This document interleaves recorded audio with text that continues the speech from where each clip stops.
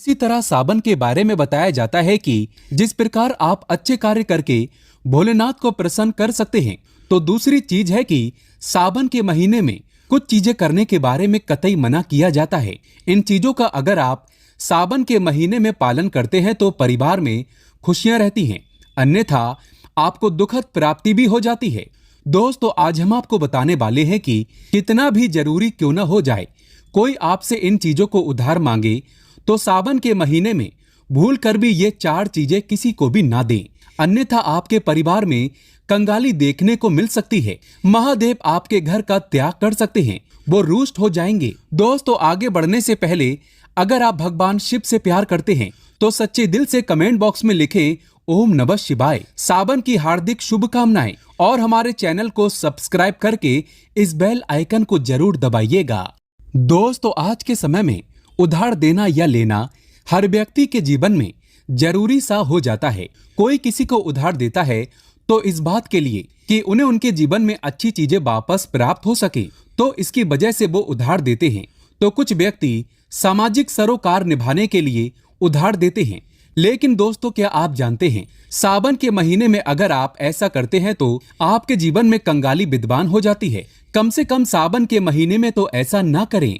दोस्तों, बात करते हैं सबसे पहली चीज की। सावन के महीने में सबसे पहली चीज तो ये है कि भोलेनाथ से जुड़ी किसी भी प्रकार की कोई चीज आप किसी भी व्यक्ति को उधार ना दें। जैसे कि भोलेनाथ से जुड़ा किसी भी प्रकार का फल, भोलेनाथ से जुड़ा किसी भी प्रकार का वस्त्र और भोलेनाथ से जुड़ी पूजा की सामग्री आप भूल कर भी किसी को उधार या दान के तौर पर भी ना दें, क्योंकि माना जाता है कि अगर आप इस प्रकार की सामग्री दूसरे व्यक्ति को देते हैं तो आपके घर से भोलेनाथ दूसरों के घर चले जाते हैं और आपको वो नहीं प्राप्त हो पाता जो भोलेनाथ आपके लिए करने वाले थे। तो सबसे पहले आपको इस बात का ध्यान जरूर रखना चाहिए। दोस्तों, इसी तरह सावन का महीना धन प्राप्ति का महीना भी माना जाता है। भोलेनाथ साक्षात आपके घर के अंदर आगमन करने के लिए आते हैं। तो इस बात का आपको ध्यान जरूर रखना चाहिए कि सावन के महीने में भूल कर भी कोई व्यक्ति आपसे धन उधार मांगने के लिए आता है तो आपको उसे उधार पैसा नहीं देना चाहिए, और सावन में आपको किसी अन्य व्यक्ति से उधार भी नहीं लेना चाहिए। ऐसी मान्यता है कि सावन के महीने में आप उधार देते हैं या लेते हैं तो वो धन कभी भी लौटकर नहीं आता, बल्कि इस समय धन देने वाला और लेने वाला दोनों कर्ज में डूब जाते हैं। दोस्तों, सावन का महीना भगवान भोलेनाथ को दूध अभिषेक करने का, भगवान भोलेनाथ को दही अभिषेक करने का महीना माना जाता है और भगवान को सफेद चीजें चढ़ाई जाती हैं। दोस्तों, इस बात का ध्यान रखें, सावन के महीने में अगर भोलेनाथ को चढ़ाने के अलावा कोई व्यक्ति सुबह सुबह के समय आपसे दूध, दही, छाछ या फिर संध्या काल के समय में उधार मांगने के लिए या ऐसे ही मांगने के लिए आ जाता है तो आपको भूल कर भी किसी अन्य व्यक्ति को नहीं देना चाहिए। अगर आप भोलेनाथ को चढ़ाने के अलावा ऐसा कार्य करते हैं तो मान लीजिए आपके घर की लक्ष्मी दूसरों के घर चली जाती है और साक्षात भोलेनाथ के क्रोध का भी आपको सामना करना पड़ेगा। दोस्तों, अगर आप किसी व्यक्ति को गिफ्ट देना चाहते हैं या फिर गिफ्ट के तौर पर कुछ चीजें देना चाहते हैं तो सावन के महीने में भूल कर भी आपको किसी को भी अपनी पहनने वाली घड़ी या फिर बाजार से नई घड़ी खरीद कर आपको नहीं देनी चाहिए, क्योंकि हर व्यक्ति के साथ उसका समय अच्छा या बुरा चलता रहता है। आपको घड़ी किसी से लेनी भी नहीं चाहिए। अगर किसी व्यक्ति का समय अच्छा है या आपका भी समय अच्छा चल रहा है और अगर आप किसी अन्य व्यक्ति को अपना समय दे देते हैं तो आपको आने वाले समय के अंदर अच्छे परिणाम देखने को नहीं मिलते। इस बात का आपको जरूर ध्यान रखना चाहिए। दोस्तों, सावन के पवित्र महीने में कुछ चीजें ऐसी होती हैं जो आपके घर की सुख समृद्धि से जुड़ी होती हैं, तो ऐसे में वो चीजें किसी भी व्यक्ति को उधार नहीं देनी चाहिए, वो भी संध्या काल होने के बाद। जैसे कि कोई आपसे लहसुन, प्याज, दूध, दही तथा उधार पैसे भी मांगने के लिए आता है तो जब सूर्य उदय होता है, सावन के समय सुबह सुबह या फिर सूर्यास्त हो जाता है, तब ऐसे में इन दोनों समय में आपको घर की समृद्धि दूसरों को भूल कर भी नहीं देनी चाहिए। माना जाता है कि अगर आप ऐसा करते हैं तो आपके घर की सुख समृद्धि तथा माता लक्ष्मी दूसरों के घर चली जाती है और आपको उसका अच्छा परिणाम देखने को नहीं मिलता। दोस्तों, सावन के पवित्र महीने में आपको उन बातों का ध्यान जरूर रखना चाहिए जो दान पुण्य से जुड़ी होती हैं।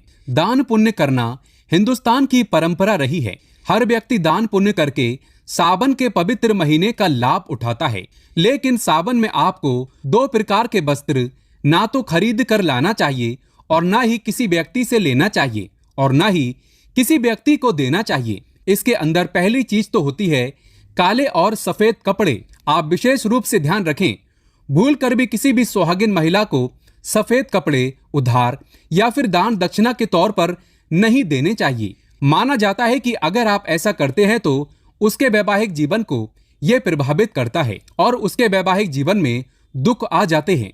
तो इसी वजह से इसका ध्यान रखना चाहिए। दोस्तों, विशेष तौर पर काले कपड़े आप किसी को भी दान के तौर पर या उधार के तौर पर सावन के महीने में नहीं देनी चाहिए। ऐसी मान्यता है कि अगर आप ऐसा करते हैं तो सामने वाले व्यक्ति के जीवन में कंगाली आ जाती है और देने वाले व्यक्ति के जीवन में राहु दोष लग जाता है और साक्षात भोलेनाथ उस व्यक्ति से क्रोधित होने लगते हैं। तो इस बात का आपको जरूर ध्यान रखना चाहिए। दोस्तों, महिलाओं की आदत होती है कि जब रसोई के अंदर किसी प्रकार का सामान कम या ज्यादा होता है तो अपने आस पड़ोस में मांगने के लिए आ जाते हैं। तेल, घी या फिर अपने घर की हल्दी, ये तीनों चीजें सौभाग्य का प्रतीक मानी जाती हैं। जिस घर में ये चीजें होती हैं, माना जाता है कि सावन के महीने के बाद उसके घर में सुख समृद्धि बनी रहती है। तो सावन के महीने में अपने घर से किसी को भी भूल कर भी इस प्रकार की चीजें आपको उधार ना तो देनी चाहिए और ना ही लेनी चाहिए। अगर आप ये गलती करते हैं तो देखते ही देखते आपके परिवार पर दुखद परिणाम देखने को मिल सकते हैं और आपके घर की सुख समृद्धि दूसरों के घर चली जाती है। दोस्तों, सावन के महीने में बासी रोटी दान नहीं करनी चाहिए, ना ही किसी जानवर को खिलानी चाहिए। बासी रोटी हमेशा बासी ही कहलाती है। इसीलिए अगर आप भोले बाबा की कृपा पाना चाहते हैं तो ऐसे में ताजी रोटी तथा ताजे बने चावल ही खिलाने चाहिए। इससे भगवान भोलेनाथ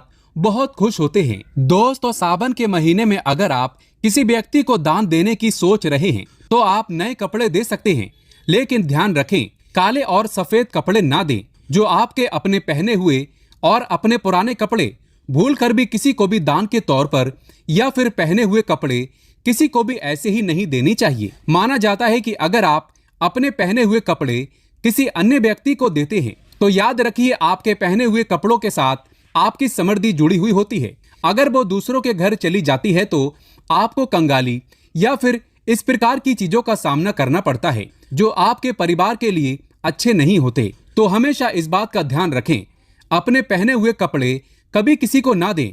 आप चाहे तो सावन में बाजार से नए कपड़े खरीद कर दान दे सकते हैं। दोस्तों, सावन का महीना सुहाग के लिए विशेष माना जाता है। तो किसी भी सुहागिन महिला की माता लक्ष्मी से जुड़ी चीजें आती हैं जो सुख समृद्धि को बढ़ाती हैं और यही चीजें माँ लक्ष्मी को आमंत्रित करने का कार्य करती हैं। तो ऐसी चीजों से जुड़ी हुई कोई भी वस्तु आपको किसी भी महिला को नहीं देना चाहिए। सुहागिन महिलाएं विशेष तौर से ध्यान रखें कि अपने माथे पर लगाने वाला सिंदूर तथा गले में धारण करने वाला मंगलसूत्र और तीसरी चीज अपने पैरों में पहनने वाली पायल और चौथी चीज पैरों का बिछुआ और चूड़ियां सुहाग का प्रतीक मानी जाती हैं। दोस्तों, ये 5 चीजें किसी भी सुहागिन महिलाओं को भूल कर भी ऐसे ही चाहे आपकी बहन ही क्यों ना हो पहनने के लिए नहीं देना चाहिए और ना ही किसी अन्य महिला की पहनने के लिए आपको लेना चाहिए। इस बात का आप ध्यान रखें तो निश्चित तौर पर आपको इसका प्रभाव देखने को मिल जाएगा और देखते ही देखते भोलेनाथ की विशेष कृपा भी आपको देखने को मिल जाएगी। दोस्तों, जो व्यक्ति सावन के महीने में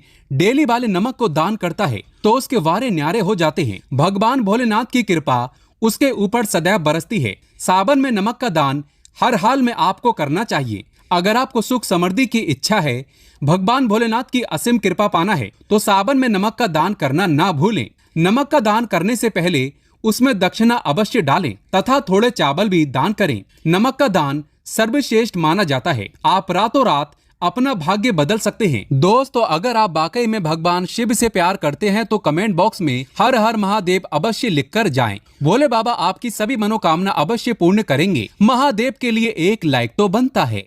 वीडियो अच्छी लगी हो तो वीडियो को लाइक करें और चैनल को सब्सक्राइब करें और कमेंट में श्री शिवाय नमस्तुभ्यम लिखें।